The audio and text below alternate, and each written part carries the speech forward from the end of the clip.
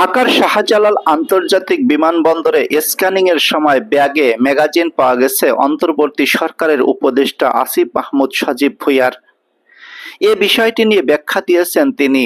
জানিয়েছেন, নিরাপত্তার স্বার্থে অস্ত্রের লাইসেন্স করা আছে, যদিও ব্যাগে পাওয়ার বিষয়টি একেবারেই অনিচ্ছাকৃত ছিল। রোববার ফেসবুক দেওয়া এক পোস্টে তিনি লিখেছেন, মরক্কোর মারাকেশে অনুষ্ঠিতব্য ওআইসি ইউথ ক্যাপিটাল ইন্টারন্যাশনাল প্রোগ্রামে যোগ দিতে ভোরে ফ্লাইটে ছিলেন।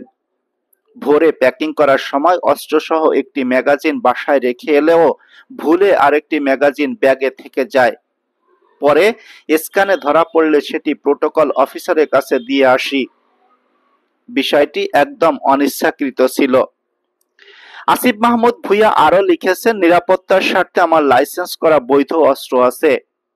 গণ অভ্যুত্থানের নেতৃত্বের উপরে কয়েক দফা হত্যা চেষ্টা হয়েছে, তাই নিরাপত্তার কারণে অস্ত্র রাখা স্বাভাবিক।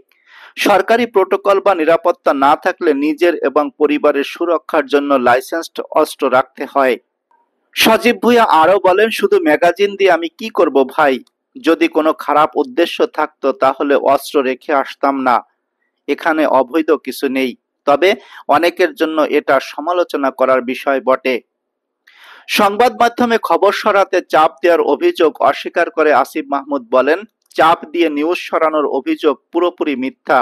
ঘটনার পর টিম সহ টানা 10 ঘন্টা ফ্লাইটে ছিলাম। ট্রানজিটে নেমে অনেকক্ষণ পর অনলাইনে এসে দেখি কত কিছু হয়ে গেছে। নাগরিক হিসেবে কারো নিরাপত্তা ঝুঁকি থাকলে নিয়ম মেনে তিনিও অস্ত্রের লাইসেন্স করতে পারেন।